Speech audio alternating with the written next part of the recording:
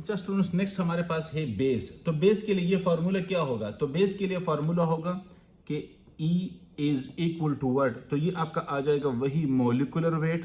क्या है? Molecular weight. ठीक है, और इसको हम किस चीज पे डिवाइड करेंगे? तो acidity are number of hydroxyl ion, acidity are number of hydroxyl ions. ठीक है, ये आपका फार्मूला आ गया। अब आप कहेंगे कि सर ये कैसे सॉल्व होता है? तो यहाँ पे हमारे पास एग्जांपल है कि AlOH होल 3। ठीक है, अब यहाँ पे इस फार्मूले से हम इसको कैसे निकाल सकते हैं? तो हम लिख लेंगे कि E, अब यहाँ पे हमने लगा लिया इसका मॉलिक्यूलर वेट और डिवाइड, तो कितने हाइड्रोक्सिल आयन है? 3 है।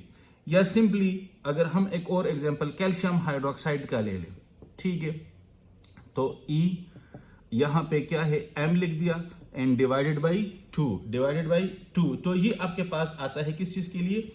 बेस के लिए। अब यहाँ पे फॉर आयंस क्या होगा? फॉर आयंस क्या होगा? तो आयंस के लिए सिंपल है कि ये हमारे पास बराबर होगा E will be equal to what? तो ये आ जाएगा मॉलिक्यूलर वेट। क्या है? मॉलिक्यूलर वेट डिवाइडेड बाई क्या है? Charge on ion, charge on ion. Simple है। आपके पास यहाँ पे एक रिएक्शन है या आपके पास एक आयनिक सब्सटेंस है कि SO4-2। अब इसके लिए E क्या होगा? तो आपके पास आ जाएगा M, और अब ये कितना है? तो ये -2 है, तो आपने 2 लिख दिया। क्या लिख दिया? 2।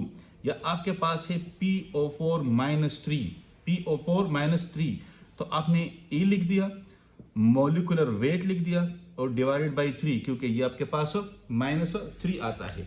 तो इस तरह आप इसके लिए भी ये मालूम कर सकते हैं। मतलब ये है कि इन केस आप बेस क्या होगा? एसिडिटी होगी और नंबर ऑफ हाइड्रोक्सिल आयन होंगे कि आपके पास किसी भी कंपाउंड में हाइड्रोक्सिल आयन कितने हैं। फॉर एग्जांपल यहाँ पे मैं एग्जांपल दे सकता हूँ कि FeOH होल 3, मैं ये एग्जांपल भी लिख सकता हूँ।